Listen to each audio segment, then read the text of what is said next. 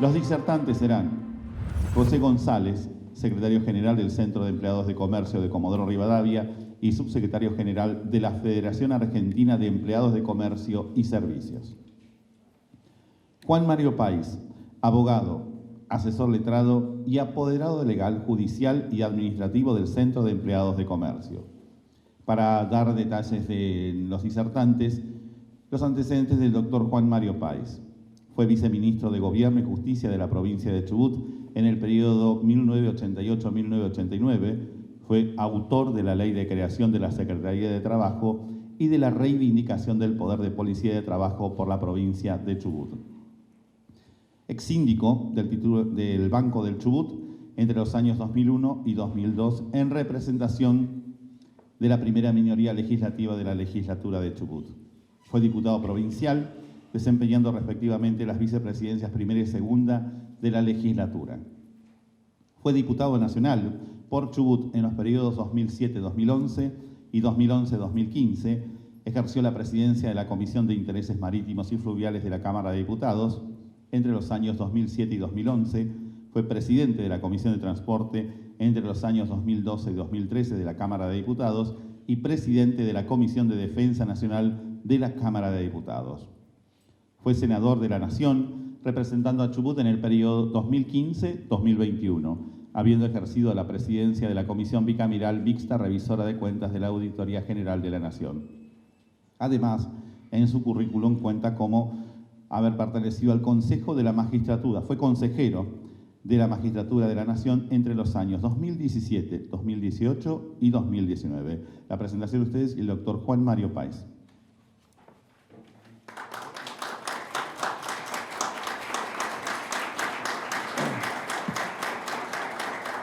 José González, secretario general del Centro de Empleados de Comercio de Comodoro y subsecretario general de la Federación Argentina de Empleados de Comercio y Servicios. Estuvo como delegado de los empleados de la Cooperativa de Personal de YPF, ocupó el cargo de subsecretario general del Centro de Empleados de Comercio de Comodoro Rivadavia, asumió como secretario general por el fallecimiento del compañero Domingo Miranda hasta la fecha, fue secretario de Asistencia Social de la ex Confederación General de Empleados de Comercio, ocupó también el área de Acción Social del municipio de Comodoro Rivadavia, fue ministro de Bienestar Social también de la provincia de Chubut. También fue director de la Caja de Asignaciones Familiares, hoy ANSES, fue electo subsecretario general de FAESIS, cargo que ejerce hasta la fecha, secretario general del Movimiento Mercantil del Interior, cargo que ocupa actualmente, miembro titular de UNI, cargo mundial en representación de FAESIS, y vicepresidente del Justicialismo de la provincia de Chubut por 24 años consecutivos, José González.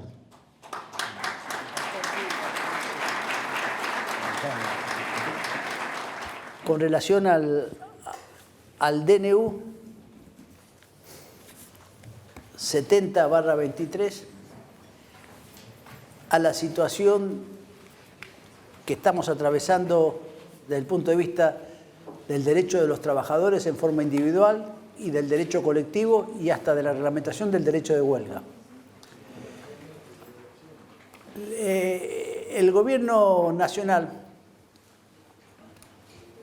en una norma que realmente estoy diciendo algo de la realidad, la doctrina jurídica del país, los especialistas en derecho constitucional han calificado en forma unánime de que es inconstitucional, dictó un decreto de necesidad y urgencia de características inéditas.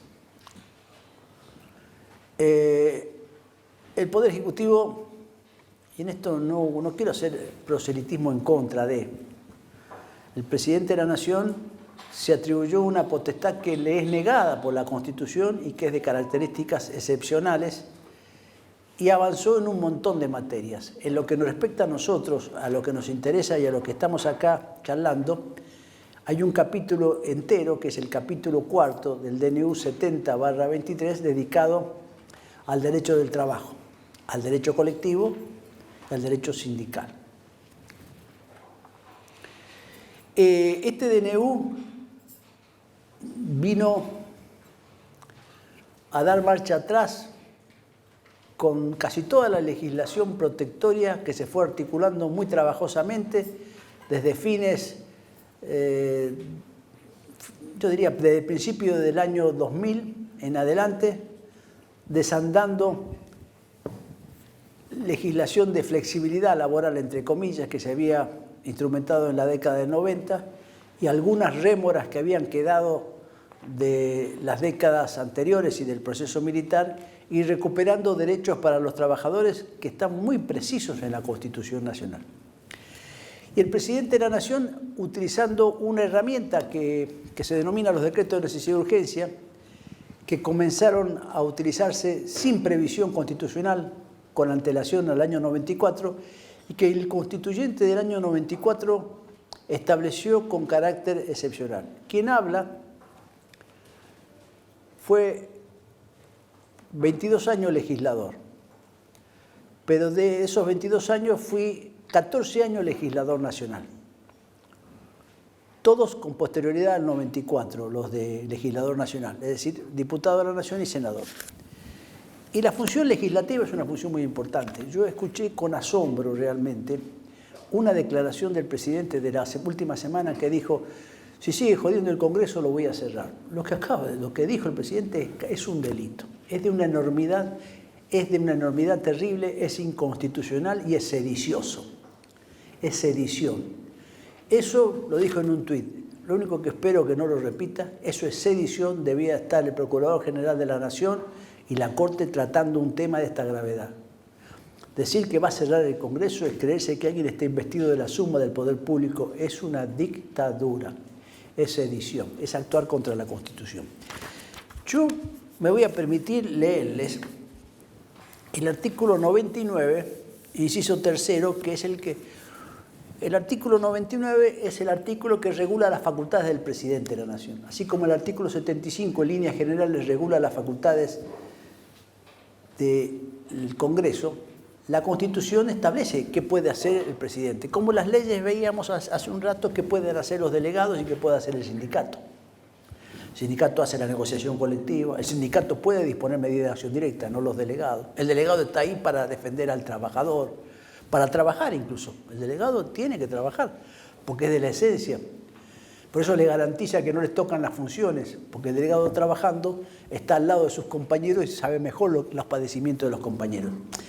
Pero el 99, inciso tercero, introdujo la posibilidad de que el presidente pueda dictar normas legislativas. Pero la introdujo con una especificidad y una excepcionalidad tan grande que está desbordada, o que fue desbordada naturalmente por el decreto 70.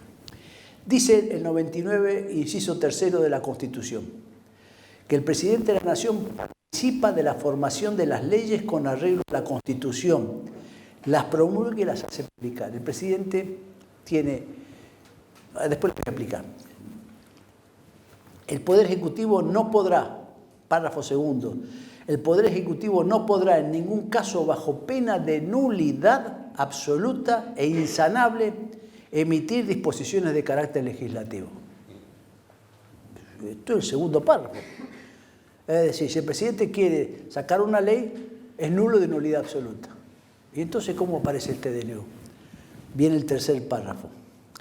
Solamente cuando circunstancias excepcionales hicieran imposible seguir los trámites ordinarios previstos por esta Constitución para la sanción de las leyes, y no se trate de normas que regulen materia penal, tributaria, electoral o el régimen de partidos políticos,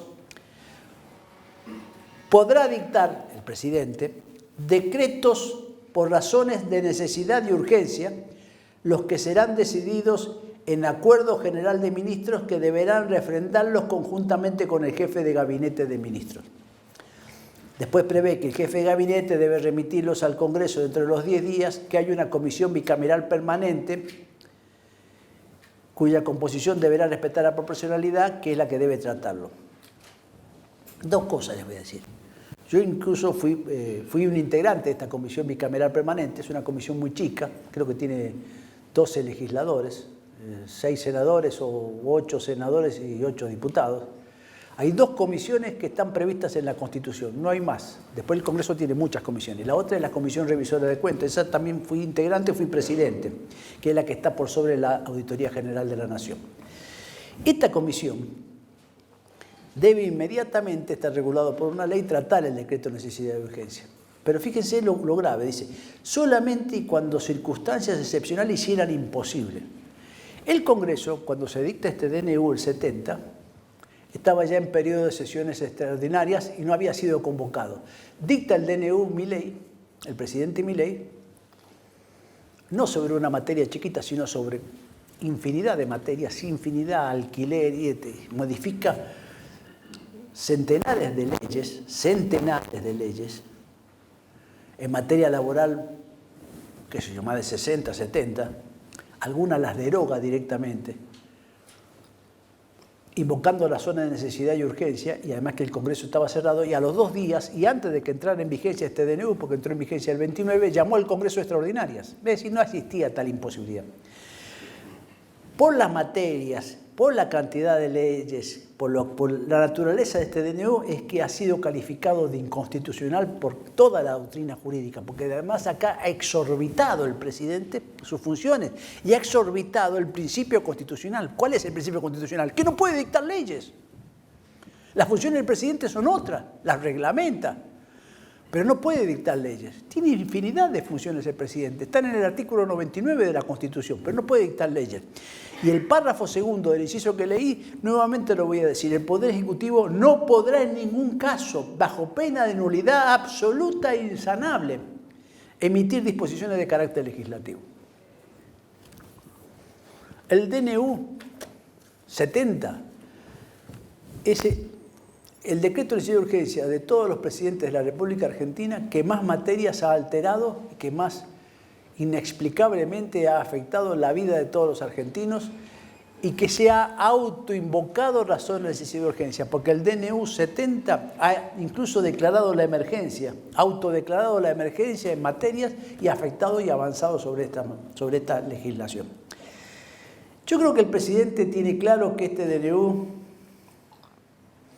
especialmente en materia laboral, más tarde que temprano, desgraciadamente, va a perder la vigencia porque va a ser declarado inconstitucional o va a ser declarado inválido por las 2 cámaras del Congreso.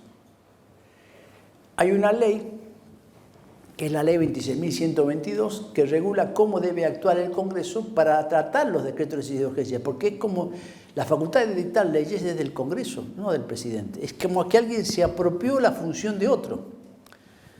En una república, lo esencial de una república es la división de poder. Ustedes ven cuando alguien ataca a un juez o el presidente critica a un juez, eso es un atentado a la república. El principal atentado a la república es cuando se afecta la división de poderes y los poderes.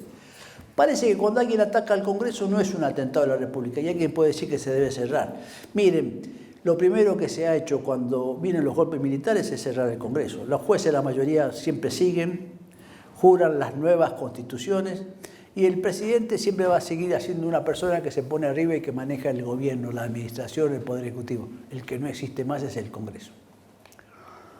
Y en el Congreso se articulan los consensos y fundamentalmente el rol es sancionar leyes.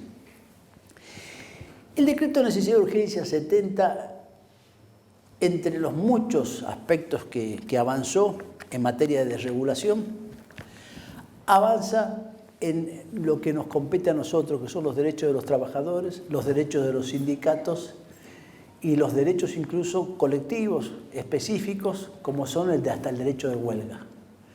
Y en todos es una norma de naturaleza, yo diría, peyorativa. ¿Qué significa? Perjudicial para los derechos de los trabajadores. Y entonces viola un principio que es esencial, que está incorporado en los tratados de derechos humanos, que también está incorporado a la nación. ¿Saben qué es? El principio de no regresión o de progresividad. Siempre legislativamente, en cuanto a los derechos de los seres humanos, la Constitución garantiza, y los tratados de derechos humanos, que los derechos se van a ir avanzando para una mayor inclusión, para más y mejores derechos, y no retrocediendo con la pérdida de derechos. El decreto 70/23 y en lo que hace al capítulo cuarto, al título cuarto del trabajo, es un compendio de normas peyorativas para con los trabajadores, no para con los empresarios, para con los trabajadores específicamente. Es más, este DNU, ¿saben por qué no metió el impuesto a las ganancias? Porque estaba prohibido, porque ni siquiera la Constitución le dejó ese margen, porque yo recién leí que el DNU veda 4 materias que no puede dictar. No puede dictar materia penal, no puede establecer el delito, sino puede salir que el presidente diga es delito criticarme y lo condeno a tantos años de prisión. No puede dictar en materia tributaria, entonces no puede meter nuevamente el impuesto a las ganancias, si no ya estaría. Tercero, no puede avanzar sobre los partidos políticos, porque los partidos políticos, como los sindicatos que dijimos, que son un elemento necesario en la democracia, están previstos en la Constitución, porque para acceder a un cargo legislativo, para acceder a ser presidente de la nación, hay que militar en un partido político. Y tiene que ser elegido. Mire, para ser jefe de gabinete no, pero para ser presidente sí, para ser senador o diputado también. Hay que trabajar y participar en elecciones y el mecanismo para esas elecciones son los partidos políticos. Entonces no puede. Y tampoco puede legislar en materia electoral, porque entonces en materia electoral podría alterar las reglas de juego de una elección en una sola persona, el presidente. En lo demás, se dictó que hay una emergencia en todas las áreas, emergencia social, del trabajo, y dictó este DNU. Nosotros tenemos muchas materias, pero vamos en lo específico. Lo que quería José es que esclarezcamos un poco cuál es incluso la pelea de los trabajadores en cuanto al DNU. Yo digo que es importante porque parecería que interesadamente se hable de que los sindicatos rechazan el DNU porque los afecta a ellos. La posibilidad de recaudación o la posibilidad... No, lo esencial del DNU es que afectó toda la estructura del derecho laboral argentino. Y en lo esencial del DNU afectó peyorativamente, es decir, vamos a afirmarlo, perjudicialmente a todos y cada uno de los trabajadores, limitándolo y haciendo perder derechos que eran absolutos y que, como ya vimos, porque esta jornada empezó con el artículo 14 bis, tenemos una manda de la Constitución de que el trabajador es un sujeto de preferente tutela, de preferente protección. Y acá lo que se está haciendo es justamente desprotegerlo, desmejorarle sus derechos. Por eso decimos que esta norma es violatoria del derecho de progresividad, del principio de progresividad, de no regresión. Es violatoria de la manda del artículo 14 bis de la Constitución. Es violatoria de normas de jerarquía superior como los tratados de derechos humanos. Es violatoria de normas de jerarquía supralegal como los convenios de la OIT, que regulan hasta derecho de huelga. Este es el marco donde empezamos a mirar el DNU. Vamos a seleccionar, porque el DNU toca normas de... Primero, desregula todo el sistema jurídico de protección contra el empleo no registrado o el empleo deficientemente registrado. Le quita herramientas al trabajador, le quita herramientas a los sindicatos, le quita herramientas a los servicios de inspección del trabajo para combatir el empleo no registrado, para combatir el empleo negro, es decir, para combatir una flagrante forma de explotación del hombre. Fíjense que eliminó todas las multas, todas las indemnizaciones agravantes que protegían a los trabajadores que eran víctimas del empleo en negro, del empleo no registrado o del empleo deficientemente registrado. Todas, no dejó una, derogando a mansalva leyes y derogando a mansalva disposiciones, incluso algunas que habían quedado vigentes de la década del 90, de la década de flexibilización, que habían quedado vigentes porque eran normas buenas, como la temeridad y malicia por falta de pago de las indemnizaciones de la ley 25 013, 25.013, el artículo 9. Y después fue perforando y derogando específicamente disposiciones protectorias contenidas en la Ley de Contratos de Trabajo, para después avanzar modificando la Ley de Negociaciones Colectivas, la 14250, la de convenios colectivos, y para también legislar en materia del derecho de huelga, haciendo un combo completo. También afectando el patrimonio de los sindicatos y la posibilidad de recaudación. Cuando hablábamos de lo que se denominan aportes de solidaridad, como lo del artículo 100, donde todos contribuyen, porque la negociación colectiva se aprovecha a todos, lo que quiere el gobierno es que los sindicatos dejen de percibir esa plata, para que en definitiva sean más débiles, y ante mayor debilidad de los sindicatos, mayores posibilidades hay de que no negocien adecuadamente las condiciones del trabajo. Un sindicato fuerte es fuerte patrimonialmente para dar beneficios a sus afiliados, para dar servicios a sus afiliados, pero fundamentalmente es fuerte para la negociación colectiva, para plantarse contra los empleadores, para reclamar y levantar la voz, para golpear la mesa y hasta para hacer una huelga y asumir las consecuencias disvaliosas de una huelga. Y esa fortaleza, donde se la perfora, donde se inmiscuye en el funcionamiento interno de los sindicatos, que están prohibidos por convenios de la OIT, por normas de jerarquía superior a las leyes y superior al DNU, van a generar la debilidad de una de las partes importantes de la negociación colectiva, la que representa a los trabajadores. Del otro lado, ¿quién queda? La parte de los patrones, a la cual el gobierno no le importa si tiene dirigentes que están 40 años. No le exige democracia interna para su elección. Los sindicatos la tienen, hasta para elegir desde los delegados hasta las máximas autoridades. La tienen. Cuando se agarra y se agravia alguno porque Armando Cavaliere tiene muchos años en el sindicato, o la fórmula Cavaliere-González. La fórmula Cavaliere-González lleva 2 o 3 elecciones donde ha tenido que enfrentar una oposición, donde ha jugado hasta el gobierno y han jugado otras entidades gremiales. Y se ha votado voto a voto, se ha peleado. Los delegados, los sindicatos internos, es decir, las elecciones sindicales, el funcionamiento sindical está garantizado también. Pero además hay una visión sesgada. La visión sesgada es que el enemigo parece ser el que defiende al sector del trabajo. Y las consecuencias más vistosas están dadas justamente en el sector del trabajo. Nosotros hicimos un acuerdo y se demora la homologación. Más tarde que temprano se va a homologar. Y si no, uno va a tener que meter una denuncia penal al funcionario por incumplimiento de los deberes de funcionario público. Porque el funcionario debe homologar si hay una negociación correcta, firmada y suscripta con los sectores empresarios y trabajadores. Es libre. Está garantizada la negociación colectiva. Le puede no gustar. ¿Por qué? Porque la licuadora, el gobierno quiere la licuadora.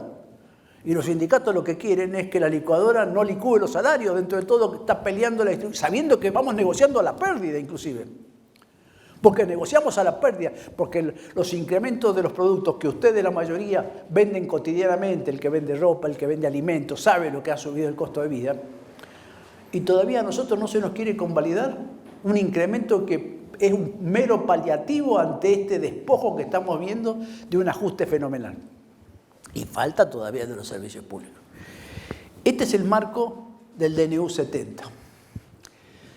Nosotros casi, uno tiene que empezar por el final. Dijimos que en el final tenemos una medida cautelar de la Cámara Nacional del Trabajo, dictada en proceso de feria. Nosotros intentamos, la Federación de Comercio y la propia CGT, de que no entrara nunca en vigencia el DNU, de que la cautelar fuera dictada un día antes. Desgraciadamente, el juez de primera instancia que intervino no dictó la cautelar antes y la dictó 3 o 4 días después de entrada en vigencia la norma. Por eso algunos de los trabajadores, muy inteligentemente, algunos de los delegados, porque hoy todos tenemos internet, me señalaba: mire doctor, yo me meto en la ley de contrato de trabajo y encuentro artículo derogado por el DNU 70 o texto modificado por el DNU 70. ¿Y entonces en qué quedamos? Que tenemos un verdadero tembladeral. Quedamos en eso, porque la ley alcanzó a entrar en vigencia y lo que se derogó no se repone. Y ahora está suspendida la aplicación. ¿Quién lo tiene que resolver? En cada caso concreto el juez. Pero al menos esta suspensión de la aplicación hace de que no tengamos que pelear todos los frentes juntos. Pero tenemos un gran problema jurídico, un gran problema incluso para defender los intereses y los derechos de todos y cada uno de los trabajadores, de ustedes que son los delegados y también de los que representan a ustedes. Se derogó 8 artículos de la ley 24013, que es la ley de empleo. 24013 es una ley de aquellas que se establecieron en la época de la flexibilización laboral. Creo que es una ley de fines del 93, principio del 94, donde se creía, y algunos de buena fe, que mejorando la legislación laboral, relativizando algunos derechos de los trabajadores, se iba a producir una mejora de la generación de empleo y de los salarios y de los derechos de los trabajadores, lo que se llamaba el derrame de la flexibilización laboral. Tal derrame no vino nunca, pero, por ejemplo, la ley de empleo al menos tenía normas protectorias y agravaba el empleo no registrado. Entonces mi ley, ¿qué hizo? Pulverizó. No hay más una norma que agrave el empleo no registrado. ¿Cómo lo agravaba? El empleo no registrado se perseguía de dos formas. Una, a través del servicio de policía del trabajo y de los servicios de inspección de los entes recaudadores de la Seguridad Social, se hacen las multas, se le hacen las inspecciones y se determina la deuda. Pero había un montón de instrumentos que posibilitaban que fuera el propio trabajador y las organizaciones gremiales las que actuaran para coadyuvar en la lucha del empleo no registrado. El empleo no registrado es la explotación del hombre por el hombre. El empleo no registrado es una forma moderna de esclavitud. Es la pérdida de derechos, es tener un trabajador en negro, es no pagarle la seguridad social, es no privarlo de los beneficios de la jubilación, es privarlo de la obra social a él y su familia, privarlo de las asignaciones familiares y privarlo del salario justo. Y eso es un verdadero flagelo de una sociedad moderna. Y entonces, esto debe ser combatido por el Estado, que muchas veces no es eficiente, y también por los propios trabajadores. Y en eso los sindicatos articulábamos y estábamos en el medio. ¿Qué articulaba? El artículo 8, 9, 10, 11, 12 y hasta el 14 y 15 de la ley 24013 articulaba cuando el empleo estaba deficientemente registrado porque no tenía fecha de ingreso, estaba en negro o tenía una fecha de ingreso anterior a la declarada. Es decir, el trabajador había ingresado hace 20 años y yo lo declaré hace 2 años. Entonces, después cuando yo le pagaba un salario menor del que figuraba realmente, es decir, lo explotaba con el trabajo. Es decir, no lo tenía registrado, le pagaba un salario menor a la percibida realmente y además preveía un mecanismo para que el trabajador pudiera exigir al empleador y una protección especial. ¿Cuál era el mecanismo? El trabajador podía mandar un telegrama con copia a la AFIP, es decir, el mismo día, dentro de las 24 horas, iba al sindicato, el sindicato se lo hacía, si no se lo hacíamos los abogados del sindicato, intimaba a su empleador, le daba un plazo de 30 días para que reconociera la relación laboral, la registrara correctamente y además, adicionalmente y por espacio de 2 años le daba una garantía de que si lo despedía le debía pagar el doble de las indemnizaciones. Era una buena ley.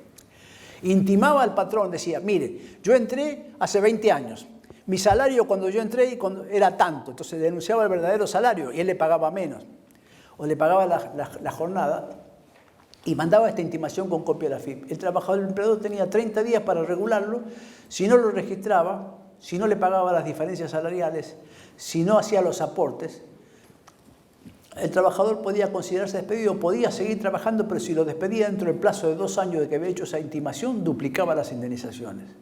E iba al juicio y cobraba las indemnizaciones por los 20 años, por el tiempo que había ingresado realmente. Una buena legislación. Directamente se derogó, se eliminó, no tiene más esa potestad, porque eso eran lo que denominaba, como decía Milei, las multas. Pero no era que multábamos porque el trabajador tenía un agravio permanente. Se multaba al incumplidor, al explotador. Pero entonces dice, bueno, para facilitar el empleo. Se derogó la ley 25.323, una ley también que fue sancionada sobre, creo que 25.300, fines del 90. La ley 25.323 tiene 2 artículos, se derogó completa. El artículo primero es una norma muy importante porque era la complementaria de la 24.013. Decía que si el trabajador, por ejemplo, no había intimado nunca, no tenía esa protección del doble de las indemnizaciones. Tenía que intimar.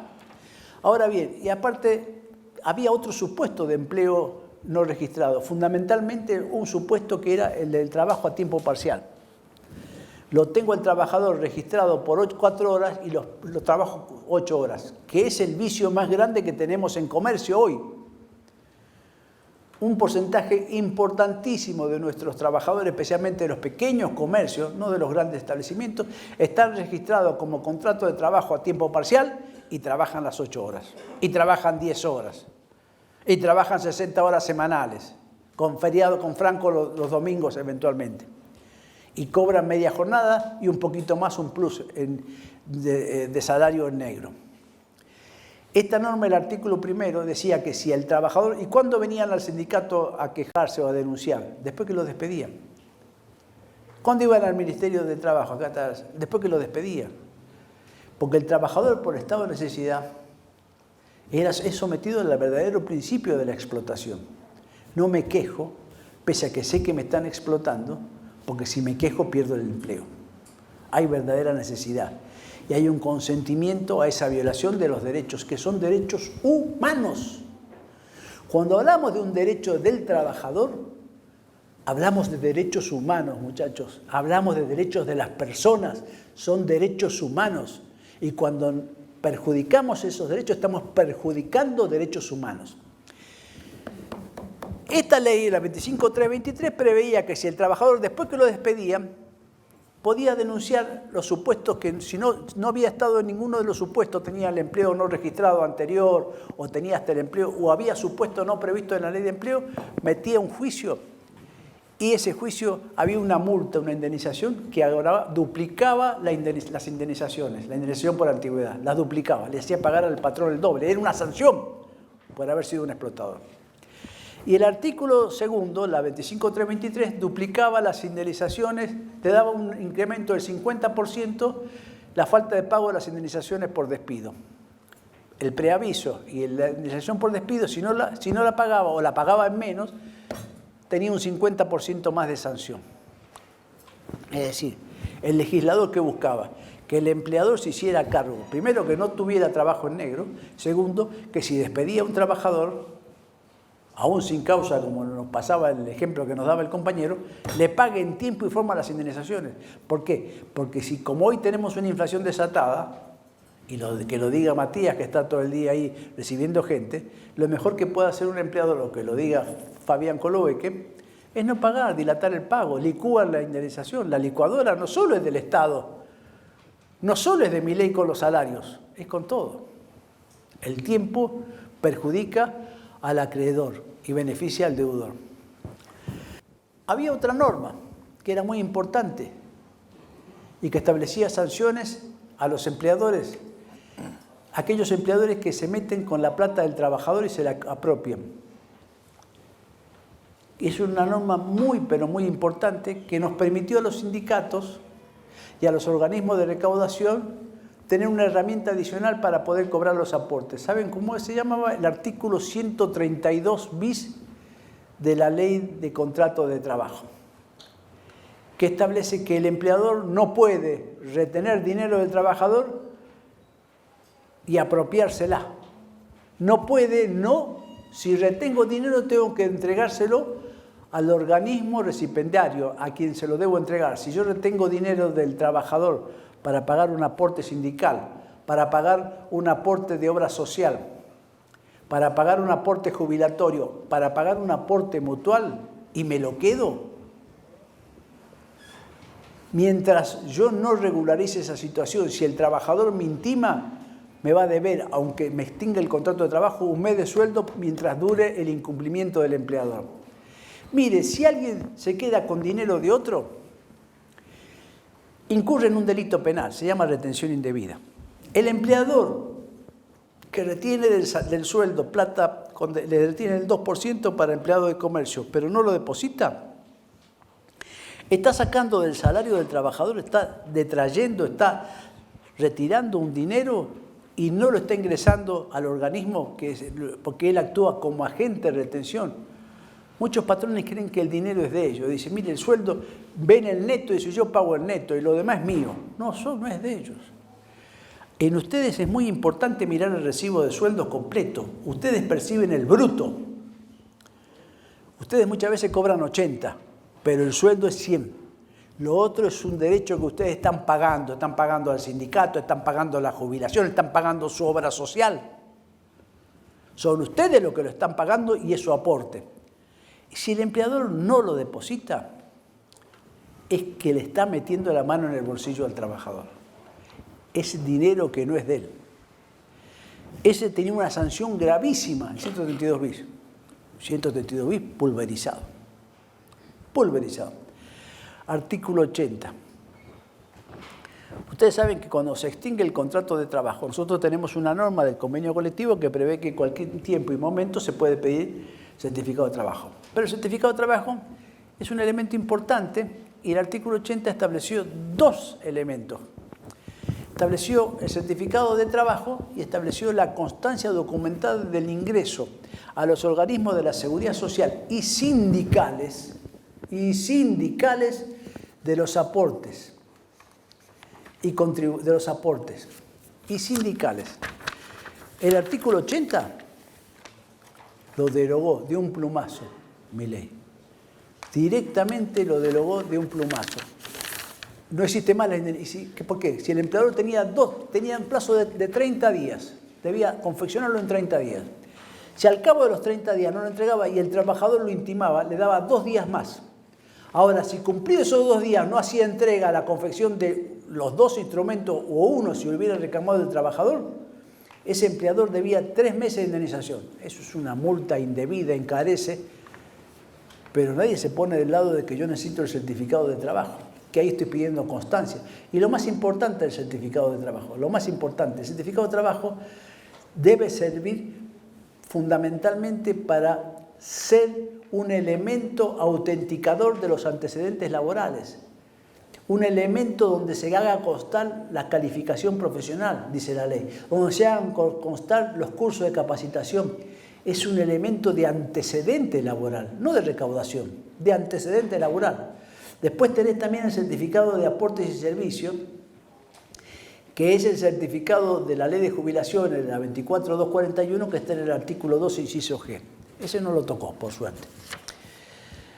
Luego, ¿qué tocó? Trabajo agrario. Nosotros tenemos un sistema que se incorporó con la ley de empleo que es verdaderamente un flagelo. Estamos tratando de combatirlo en materia laboral desde el sindicato. Son las cosas que a veces no se ven, que se llaman los servicios eventuales, que se da en muchos casos en supermercados, algunos, muchos más, donde exacerban y exorbitan la figura legal, contratan trabajadores temporarios. Estaban prohibidos en materia agraria, ahora directamente eliminaron. Las empresas de servicios eventuales van a poder facilitar trabajadores para el sector agrario. Y para el sector de empleados de comercio o de servicios o industriales, las condiciones en las cuales se podían contratar los trabajadores excepcionales temporarios son muy limitadas. Son muy limitadas, sin perjuicio de lo cual ahora se han relativizado.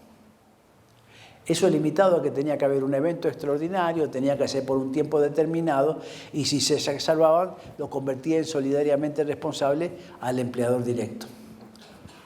A nosotros nos modificaron incluso el artículo 29 de la Ley de Contratos de Trabajo, ahora de solidaridad.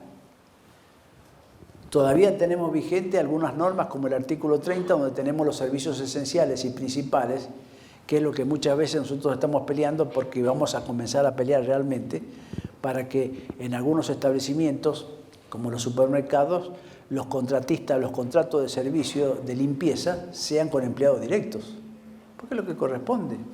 Un supermercado no puede existir si tiene mugre. Necesita tener empleados de maestranza, tienen que ser empleados directos del supermercado. Y los empleados subcontratados son también solidariamente responsables del supermercado. Por ejemplo, normas de la ley de contrato de trabajo, es decir, eliminó todo el sistema de multas, de incentivos y de sanciones a los empleadores. ¿Saben por qué los eliminó? Para facilitar la contratación laboral, invocando incluso los niveles altos de desempleo, dice el DNU. Entonces, fijémonos que si hoy tengo desempleo y trabajo en negro, pese a que tengo estas multas, si le quito estas multas voy a facilitar para que haya más trabajo en blanco. El sentido común se ve agraviado contra esto, es todo al revés. Si yo, teniendo este sistema todavía de sanciones y de persecución a los empleadores, tengo una importante cantidad de trabajadores no registrados o registrados deficientemente, si yo elimino estas sanciones, ¿qué voy a tener? Le estoy facilitando la explotación, la mayor registración. Miren, cuando yo tenía el caso concreto, hace años empezamos y nos está dando resultados. El trabajo no registrado de tiempo parcial, cuando el trabajador es despedido, nosotros le requerimos los testigos necesarios, los elementos de prueba. Cuando el trabajador es despedido por trabajo a tiempo parcial, trabajo a media jornada, y le hacemos juicio al empleado. ¿Sabe que teníamos la ventaja? De que aunque viniera a quejarse después de haber estado trabajando, de cuando fue despedido, duplicábamos las indemnizaciones porque teníamos la ley, el artículo 25.323. Eso era un elemento disuasivo. Mira, vos podés explotar al trabajador, pero recordá que si te enganchamos y te agarra un juez, te va a duplicar la indemnización, vas a tener que pagar el doble. Ahora, para generar más empleo, eliminamos todo eso. Yo, la verdad, el sentido común mío, que puede estar equivocado, dice que si yo te facilito esto, lo que voy a generar es todo lo contrario. Mejoro las condiciones para que siga habiendo evasión, siga habiendo explotación, siga habiendo violación de derechos laborales. Y parece mentira, lo quiero repetir porque parece que tiene que entrar. Es violación de derechos humanos. Cuando hablamos de derechos humanos, los derechos de los trabajadores son derechos humanos. Hacen al quehacer humano, son derechos de la persona, son derechos que hacen a la calidad de vida. Un trabajador que es acosado está violándose sus derechos humanos. Un trabajador que es remunerado en menos está violando sus derechos humanos. Un trabajador que lo tienen en negro sin obra social se está violando sus derechos humanos, los de él y de su familia. Nosotros se introdujeron un montón de reformas de la ley de contratos de trabajo, algunas fundamentales. Se modificó el artículo 2 en cuanto al ámbito de aplicación del contrato de trabajo. Se modificó una norma que yo creo que la más esencial es el artículo 9. El artículo 9 es la norma sobre la que se articulaba todo el derecho del trabajo, que era lo que se denomina y emana de la Constitución, el principio constitucional, que era el derecho protectorio. La norma esencial de la protección de los derechos del trabajador. ¿Por qué la norma esencial? Porque establecía que en cualquier caso de duda jurídica o de interpretación o de apreciación de la prueba en un proceso judicial, siempre debía estar a favor del trabajador. Era un principio que emana de la Constitución. Si yo tengo una tutela especial, debo estar con la tutela especial al trabajador.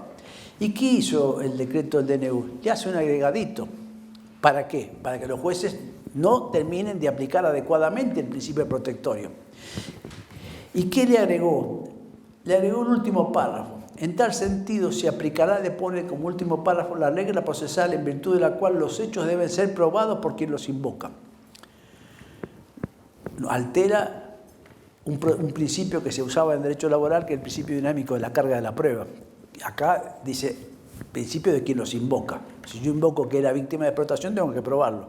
Ahora, si por alguna circunstancia no lo puedo probar, no tengo ni siquiera el beneficio de la duda, porque después me dice, con plena vigencia de la facultad de los magistrados en la obtención de la verdad objetiva y el respeto a la seguridad jurídica. Me relativizó el derecho protectorio.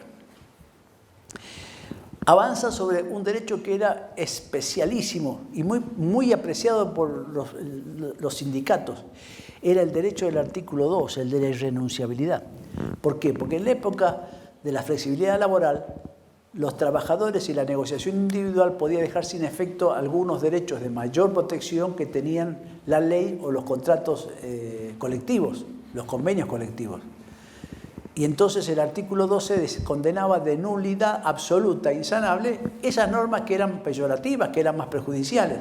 Ahora, fíjese lo que pone, dice, será nula y sin valor toda convención de partes que suprima o reduzca los derechos previstos en esta ley, los estatutos profesionales, las convenciones colectivas o los contratos individuales de trabajo, ya sea el tiempo de su celebración, de su ejecución o del ejercicio. Pero antes, fíjese, cuando decía acá, cuando se celebren acuerdos relativos o modificaciones de elementos esenciales del contrato de trabajo o de desvinculación en los términos del 241. Después voy a explicar, el 241 es cuando hay un acuerdo, cuando en realidad lo estoy despidiendo, pero negociamos como de común acuerdo y le pago unos pesos que siempre es menor que la indemnización.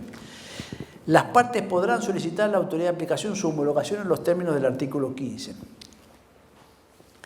Esta norma de mi ley, el 241 nunca era homologado y no se prevía la homologación, porque eso es un acuerdo individual. Y cuando decía que renunciaba a todo derecho, si él probaba que estaba renunciando a un derecho de orden público, que era irrenunciable, lo podía reclamar. ¿Y por qué lo podía reclamar? Porque no estaba homologado. La homologación es una suerte de sentencia judicial, porque la homologación puede ser judicial o administrativa. Cuando es administrativa, hace cosas juzgadas. Es decir, si es sujeto de homologación y dice que no tiene nada más que reclamar de la relación laboral, eso, que tiene que utilizarse con mucha moderación por parte de la autoridad de aplicación, hace cosas juzgadas. Es decir, hace que no se pueda revisar. Y a lo mejor había una deuda extraordinaria por horas extras, por salarios pagados o fundamentalmente por trabajo en media jornada y pagado sueldo insuficiente. Y ese trabajador, cuando firme esto, se le acabó. No tiene más el contrato de trabajo. El artículo 23, que es la presunción de la existencia del trabajo. Ahora se está inventando una categoría nueva, la de colaboradores. Y hasta 5 colaboradores. Así que cualquier pyme, cualquier empresa y cualquier comercio chico no va a tener más un empleado de comercio, compañeros. Nosotros nos está perforando nuestra propia línea de flotación. Y no tener más un empleado de comercio significa que no tiene más la protección ni siquiera del salario mínimo vital y móvil, porque es independiente. No hablemos del salario mínimo de convenio. El salario mínimo de convenio es el salario previsto en la negociación colectiva por empleado del comercio. Un maestranza, un empleado de ventas B, no puede cobrar menos que lo que dice el convenio colectivo, con los adicionales del convenio colectivo. Miren, la primera ley que vetó Macri fue en el año 2016, en enero del 2016, lo pueden ver, en enero del 2016, diciembre 2016, Macri, que se llama la ley que sancionaba el salario mínimo profesional. Esa ley es una ley de mi autoría. Yo la hice el proyecto lo hice cuando era diputado, es una de las leyes de mi autoría. Cuando era diputado obtuvo media sanción en el 2015 y en el 2016, cuando era senador, logramos sancionarla por unanimidad en el Congreso en el 2016. Macri la vetó. Pero esa ley establecía en la ley de contratos de trabajo expresamente el concepto de salario mínimo profesional que no estaba, porque solo está el salario mínimo de convenio. El concepto de salario mínimo profesional es que un empleado de comercio no puede ganar menos que el básico y los adicionales que regulados en el convenio colectivo de su actividad. Esto también abarca para un bancario, para un trabajador de entidades civiles, para un portero, para lo que fuere. Le daba una naturaleza reforzando el principio jurídico de que la norma específica de incumbencia y de encuadramiento del convenio colectivo y de la actividad específicamente del trabajo dentro de ese convenio colectivo es la menor remuneración que uno puede percibir. Porque de lo contrario, cuando se discute esto, tenemos que ir muchas veces a una acción judicial porque los encuadramientos convencionales son materia de resolución no administrativa, sino judicial, jurisdiccional. Fíjense lo que dice, presunción de la existencia de contrato de trabajo. El hecho de la presentación de servicio hace presumir la existencia de contrato de trabajo, salvo que, por las circunstancias, las relaciones o causas que lo motiven, se demostrará lo contrario. La presunción contenida en el presente artículo no será de aplicación, y acá está el agregado importante, cuando la relación se trate de contrataciones de obras o servicios profesionales o de oficios y se emitan los recibos o facturas correspondientes. Yo no tenía esta norma. El monotributista que todos los meses me facturaba en el comercio era un fraude laboral, muchachos. Ese monotributista trabajaba 8 horas, me facturaba 100 pesos, le podía pagar el salario de convenio si quería, pero me ahorraba las contribuciones patronales, no estaba afiliado a ningún convenio y cuando le echaba le decía un día del otro, no vengas más. Ese monotributista, hasta el decreto 70, era fraude laboral. Hasta el decreto 70 nos posibilitaba reclamarlo, podíamos ir a la Secretaría de Trabajo o le teníamos que hacer un juicio, pero le hacíamos un juicio y lo ganábamos.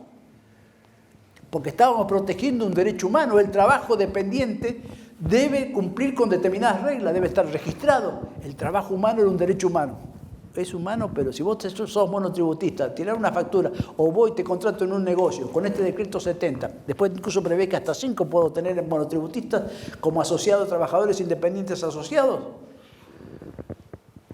Si esto se consagra, ¿ustedes creen que vamos a generar mayores aportes? ¿Vamos a generar mejores sistemas previsionales? ¿Vamos a generar mejor sistema de seguridad social?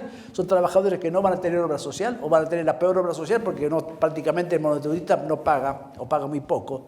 No van a tener asignaciones familiares porque el monotributista está fuera del subsistema de asignaciones familiares. Y su régimen jubilatorio va a estar en la mínima exclusivamente porque no tiene mayores aportes que lo que está pagando como monotributista. Entonces, en definitiva, la entidad de la reforma es de tal naturaleza, tal agravio, que está colocando y consagrando en la norma que justamente es el principio rector de la presunción del contrato de trabajo, el trabajo en negro lo estoy blanqueando y lo estoy consolidando. Fíjense que decía el artículo 23, esta para mí es una de las reformas esenciales. El 23 decía, el hecho de la prestación de servicios, el trabajar para otro, hace presumir la existencia de un contrato de trabajo, salvo que por las circunstancias, relaciones o causas que lo motiven se demostrara lo contrario. No había prácticamente ningún caso, salvo el trabajo de los parientes, alguna cuestión así, pero el nivel parental que estaba muy rigurosamente previsto. Dice, esta presunción, decía el artículo vigente hasta que lo modificó el decreto 70, operará igualmente aun cuando se utilicen figuras no laborales, la locación de servicio, la locación de obra, la facturación del monotributista. Lo hacía inscribir un pobre pibe monotributista y me conducía un camión para repartirme bidones de agua. Emitía todos los meses una misma factura. Una factura para el empleador y la factura iba cambiando. Porque ¿ustedes creen que era monotributista y trabajaba 8 o 16 horas por día? Era un empleado de reparto, de comercio. Esta presunción, decía la norma anterior que modificó sabiamente mi ley, sabiamente por supuesto es en comillas, él sabía que estaba modificando esto ¿para qué? Para quitarle derechos humanos a la gente. La presunción operará igualmente aun cuando se utilicen figuras no laborales para caracterizar el contrato y en tanto que por las circunstancias no se ha dado calificar al empresario a quien presta el servicio. De empresario a quien presta el servicio. Si yo tengo una empresa que provee un servicio como de limpieza, ese empresario, yo contrato 5 o 6 empleados, es una cosa. Ahora, si yo contrato un empleado, un trabajador para que me limpie mi estudio jurídico y le digo, inscribite, te inscribís en monotributo y me factura todos los meses servicio de limpieza. Eso es un empresario, es una pobre trabajadora que me limpia el estudio, me factura a mí exclusivamente, trabaja 4 horas, me limpia y me factura. ¿Ustedes creen que eso es un empresario? Con esta norma, con el 70, está fuera. Perdió todos los derechos. Y antes era fraude laboral, ese era trabajo en negro. Si ustedes se representan los negocios, si esto se consolida, represéntense que uno de los problemas esenciales de la actividad nuestra se va a ver alterado. Son normas muy peyorativas. Yo digo la palabra peyorativa, grave será, perjudiciales. Decíamos que esto violaba el principio de progresividad. El principio de progresividad es que cada vez tenemos que tener más y mejores derechos, más y mejores garantías. ¿Para qué? Para nuestra calidad de vida, para el ejercicio de nuestros derechos, nuestra persona humana, nuestra promoción personal y familiar. Cuando tenemos un plexo jurídico como este, que involuciona, va para atrás, quita derechos, es inconstitucional por eso.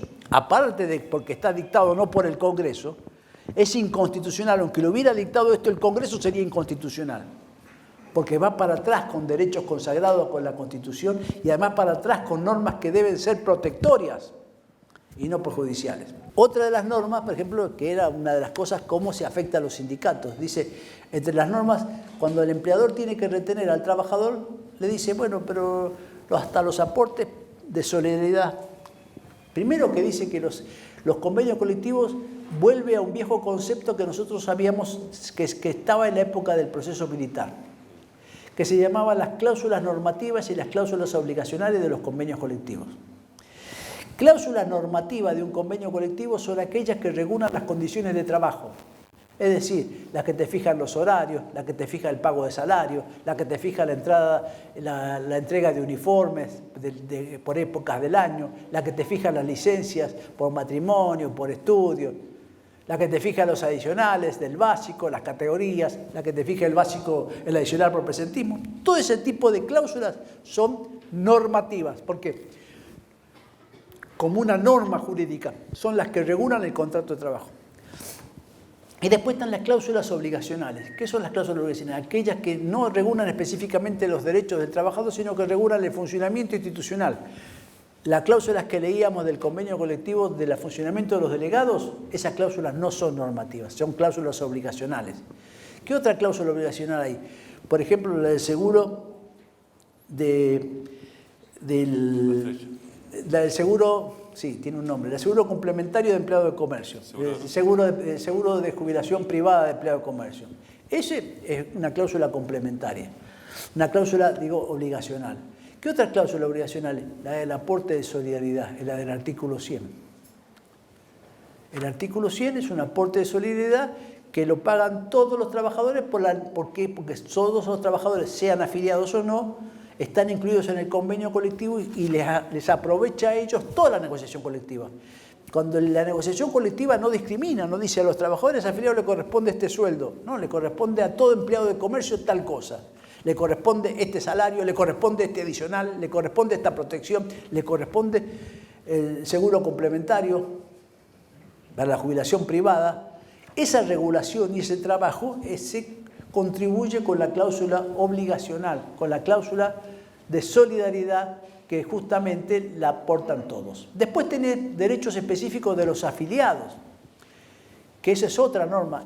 Nosotros lo tenemos en el convenio, puede no haber estado en el convenio, porque la de los afiliados se llama la cuota sindical. La cuota sindical, a diferencia de la cuota del aporte de solidaridad, solo la aportan aquellos que voluntariamente se hayan afiliado al sindicato. Los otros es, por el solo hecho de ser empleado de comercio o estar incluidos en un convenio, los camioneros lo tienen, los demás convenios lo tienen, se paga esta cláusula.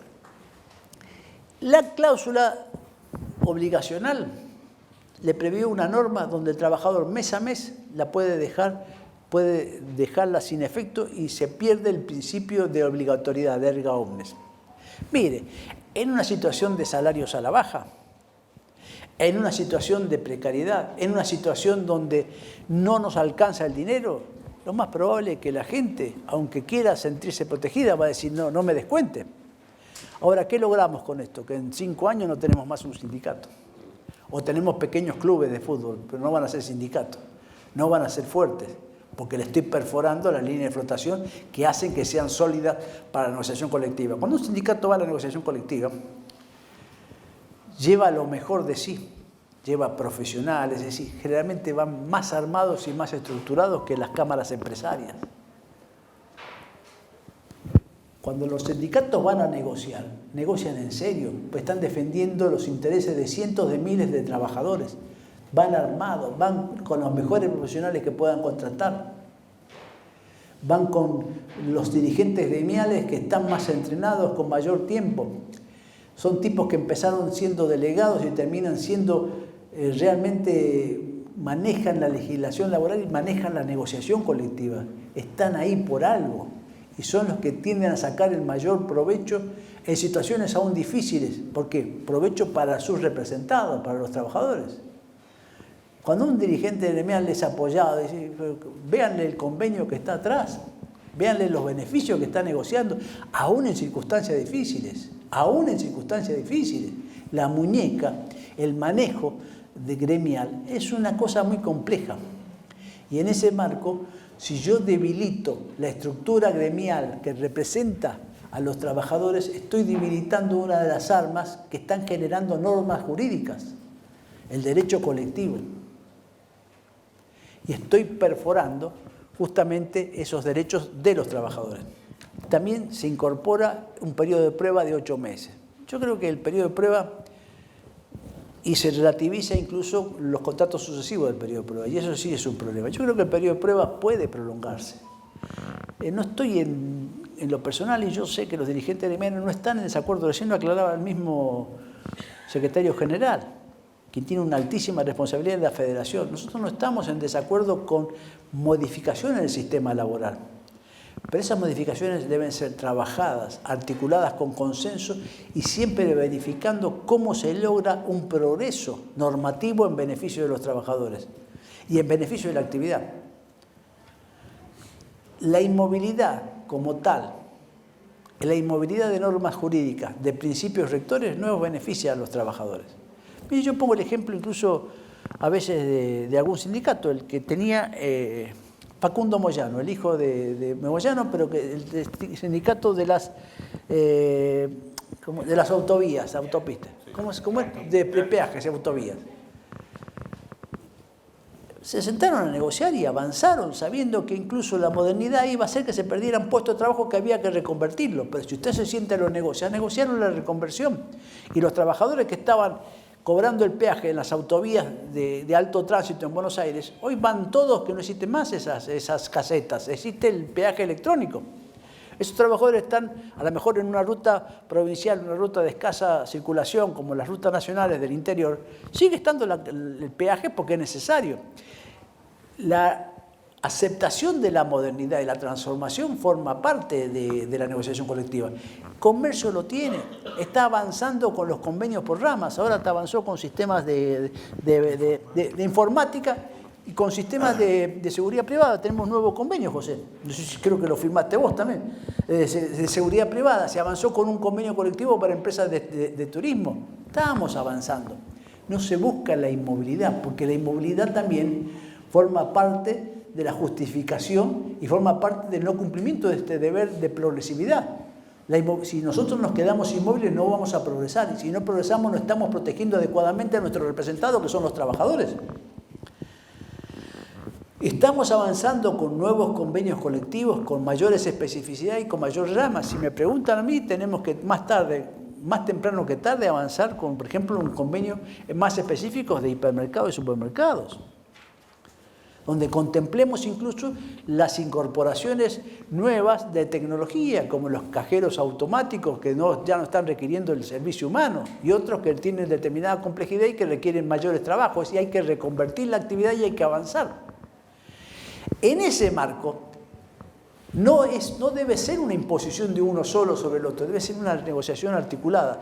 Ambos representan intereses. Los empleadores representan el interés de la mayor eficiencia. Ojalá nosotros pudiéramos representar también el interés de la participación en las ganancias. Aunque está previsto en la Constitución, nos va a costar. Pero nosotros representamos los intereses de los trabajadores y en ese marco vamos a sentarnos a negociar de la mejor forma. Y por eso nosotros discutimos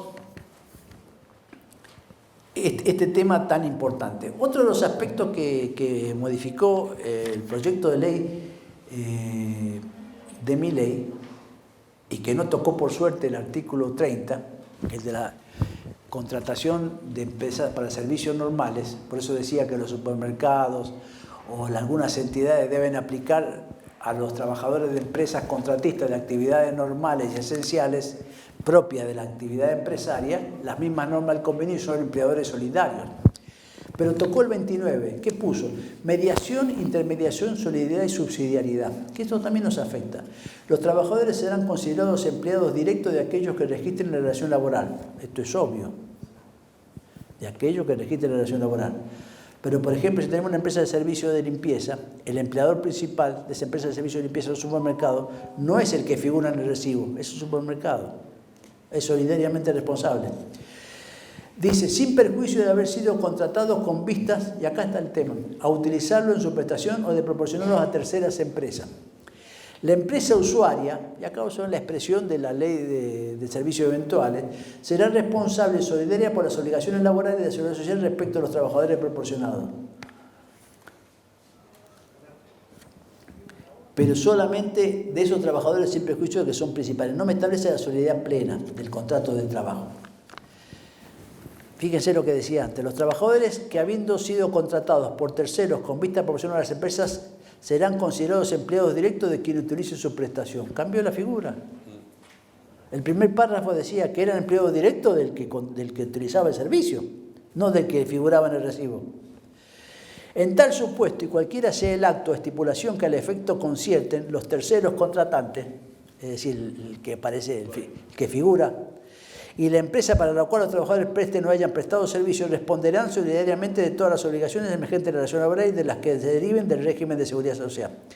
Los trabajadores contratados por empresas de servicios eventuales, este sí, el supuesto de creo que está en el decreto 1692, 2006, el decreto que regula dentro de la ley de empleo, que la ley 24013 regula el trabajo de las empresas de servicios eventuales, que es un flagelo también que tenemos en comercio, porque muchos supermercados y muchos establecimientos importantes contratan a veces por años. Uno de ellos, y lo digo porque lo conozco, es Jumbo, tiene por años contratados trabajadores de empresas de servicios eventuales y eso está prohibido y debe ser sancionado. Lo digo porque cuando pasan inspecciones siempre los encontramos. En algún momento siempre determinamos que la causal llegan mucho tiempo trabajando y la causal es un día los contratan para suplir por vacaciones, otro día por algún evento extraordinario y llevan años trabajando. Y eso está precisamente desvirtúa, desnaturaliza y es una forma de fraude laboral para la obtención de trabajadores proporcionados por terceros y no en forma directa. Modificó el sistema del derecho de retención de los contratistas y subcontratistas, el 136, que es un tema esencial y que a veces no sé cómo está trabajando la Secretaría de Trabajo ahora, que tiene un texto normativo que figura en Infoleg, conforme el DNU, que está suspendido y que tenemos el texto anterior, que era realmente más práctico, permisivo, para poder exigirle que hagan retenciones a la empresa solidaria cuando tenemos problemas de facturaciones. Esto se da muchas veces con las empresas de servicios contratados subsidiados. En lo esencial se ha modificado situaciones de despido. La parte fundamental, para que vean que es importante, se modificó el régimen de indemnizaciones por antigüedad, que es la garantía máxima que tiene el trabajador privado. El trabajador público tiene la estabilidad, está en la Constitución, y el trabajador privado tiene lo que la doctrina suele denominar la estabilidad impropia. Estabilidad impropia es qué es lo que se está tratando de articular, a lo mejor dentro de los convenios. La estabilidad impropia es un régimen de indemnización que me compense la pérdida del empleo, cuando hay despidos sin justa causa. El artículo 245 establecía un régimen que me establecía que el trabajador despedido sin justa causa tenía derecho a percibir un mes de salario conforme a la mejor remuneración mensual, normal y habitual, devengada, esta es la expresión más importante, devengada en el último año. Inclusive tenía conceptos móviles, como por ejemplo conceptos variables como las horas extras o, en el caso de empleados de comercio, los adicionales por comisiones, siempre y cuando los mismos, más allá de la variación del monto, fueran de percepción mensual, normal y habitual. Esto generaba que nosotros, esto tenía después un tope, que era el tope de un promedio salarial multiplicado por 3 de los convenios colectivos, y había algunos convenios que el Ministerio de Trabajo no saca el tope y tiene la obligación de sacar el tope. Y digo el Ministerio de Trabajo, que es el organismo nacional. El Ministerio de Trabajo, Empleo y Seguridad Social de la Nación, no las autoridades provinciales. El nuevo decreto, el nuevo artículo 245 introdujo algunas reformas sustanciales. Primero, dejó de hablar nuevamente de vengado, coloca percibido, disminuye, prohíbe que se incluya el aguinaldo. Nosotros por vía jurisprudencial, en el Chubut, incluso el primer fallo que reconoció el derecho a que se incluyera el sueldo anual complementario de vengado en la indemnización fue nuestro, fue de un trabajador de empleado de comercio, y ahora es una jurisprudencia normal y habitual en el Chubut de que la indemnización por antigüedad se computa. La mejor remuneración normal y habitual, el 8 o 33% del aguinaldo, proporcional a ese mes, se multiplica por los años de servicio y se aplica el tope que el convenio lo vive actualizando bastante rápidamente, el convenio colectivo nuestro. En otros casos no tenemos convenio. También había un fallo de la Corte, que fue el primer fallo donde la Corte prácticamente legisla, que no puede, está prohibido, pero es un fallo que ahora lo ha introducido directamente en el texto de la ley, el DNU 70/23, que es el fallo Bisotti, que establece que cuando el tope me disminuya mucho mi indemnización, nunca podrá afectarse en no más de un 33%. Es decir, que yo tengo para cobrar el 67%. Ahora, ¿qué hizo el 245 nuevo? Disminuyó la base. Primero, me dice que las remuneraciones variables tengo que hacer promedio. Con alta inflación, hablar de promedio semestral es licuar. Prohíbe expresamente el aguinaldo, porque si bien había un fallo nacional que prohibía el aguinaldo en las cámaras nacionales, en la mayoría de las provincias se tuvo en consideración que el aguinaldo, como los bonos que se pagaban, los bonos del reparto anuales, se ganan proporcionalmente mes a mes. Y si yo voy ganando mes a mes ese importe también forma parte de mi base salarial. Y tal concepto es legítimo. Por eso cuando me despiden la indemnización por vacaciones, ¿cómo se calcula? Ustedes lo saben, algunos de los delegados lo saben. Se calcula dividiendo el sueldo mensual, conforme el promedio incluso, pero actualizado, por 25 y se multiplica, se le agrega que el aguinaldo proporcional, la indemnización tiene el aguinaldo proporcional. ¿Por qué? Porque el aguinaldo es un salario que yo voy ganando día a día. Se paga 2 veces al año, se paga en junio y en diciembre, pero lo voy ganando todos los días. Cuando un trabajador es despedido a mitad del periodo, en marzo, me pagan el aguinaldo por los 3 meses, porque lo fui ganando día a día. No es que tengo que esperar a diciembre o a junio. Otro de los temas que estaba en el 245, que era fundamental, es que ¿qué pasaba? Si la base es más chica, va a ser más chico el tope y además va a ser más chico incluso el 33%, con lo cual un trabajador, especialmente de los que tienen sueldos muy importantes, muy altos, les han abaratado las indemnizaciones. Al trabajador, ¿qué le significa? Que va a percibir menos. Y al empresario significa que va a ser más fácil y más barato despedir. Esto es lo que nos estamos enfrentando. Todas las reformas de la ley de contrato de trabajo, no hay ninguna que no sea peyorativa. Hasta la que parece beneficiosa, salvo una, que yo lo comentaba, se modificó 2 artículos. Hay un artículo que es el 255 bis de la ley de contrato de trabajo, que es el que establece el plazo de pago de las indemnizaciones. Ese no se modificó. ¿Por qué era importante el 255 bis? Porque la ley antes decía que el plazo de pago de los sueldos y las indemnizaciones debía realizarse en el plazo de ley. El sueldo, en el plazo de ley, estaba regulado por el 128. El artículo 128 regula que si el trabajador era jornalizado, es decir, que se percibía salario por día o por hora, debía cobrar semanal o quincenalmente. No es trabajador mensual. Y el salario se paga dentro de los 3 días de vencido el periodo de pago, la semana o la quincena.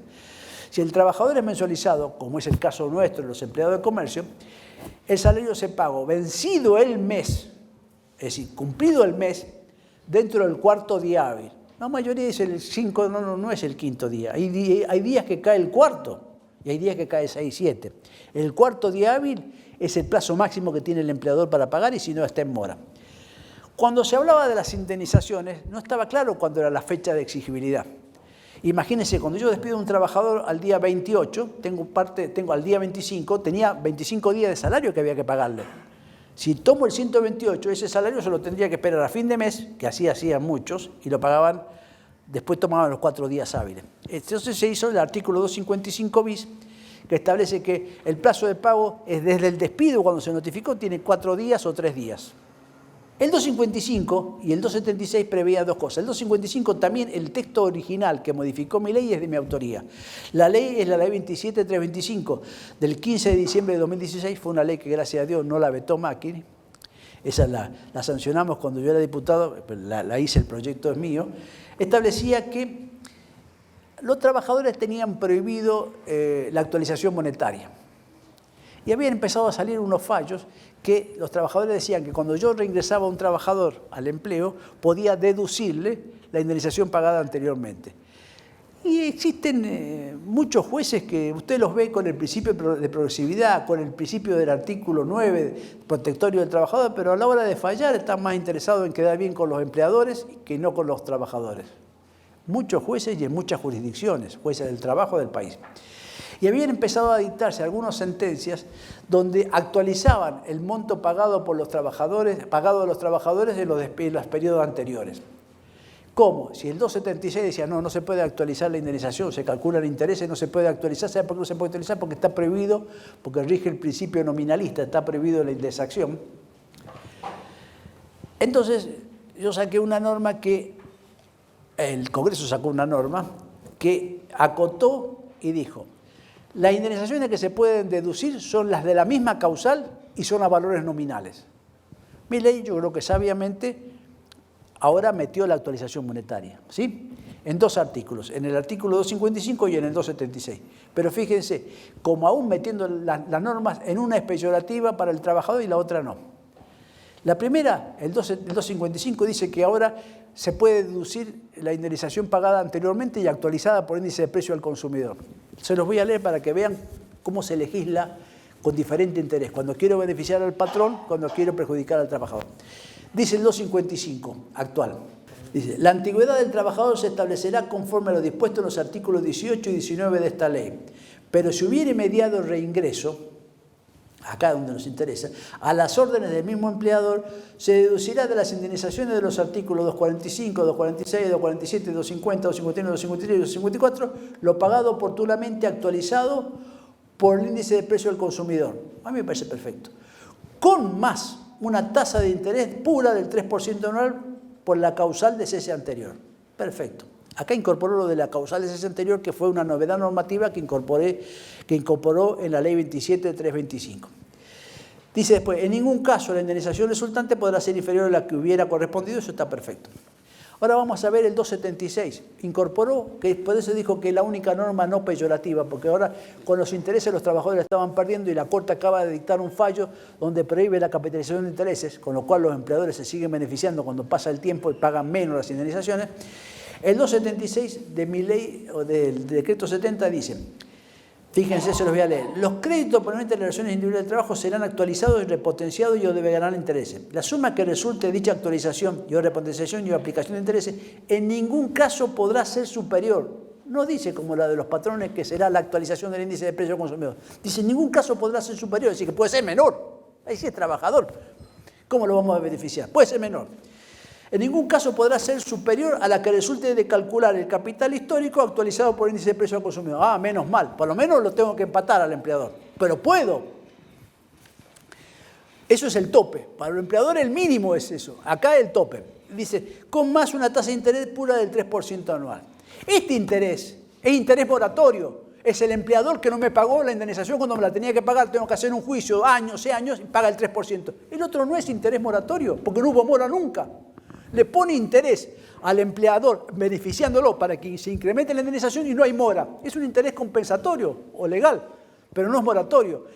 Hasta en las nimiedades hay una discriminación absoluta y una mala fe para legislar beneficiando a unos y perjudicando a otros. Los derechos humanos, los derechos de los trabajadores deben ser defendidos esencialmente y deben ser defendidos por nosotros, por los trabajadores, por los integrantes de las comisiones internas de los sindicatos, por los delegados del personal, por las autoridades de los sindicatos, por todos los que estamos involucrados en este mundo del trabajo, que estamos comprometidos a defender al hombre, al ser humano, al hombre que trabaja y a cumplir con las normas de la Constitución. La dignidad no se negocia y en esto somos inflexibles. Por eso vamos a seguir trabajando.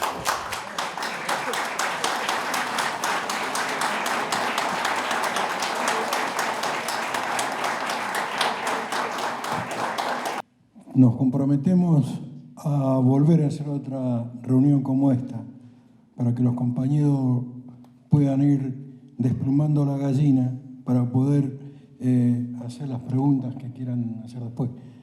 Nos volvemos a juntar para que nuestro compañero abogado nos pueda explicitar con mayor claridad.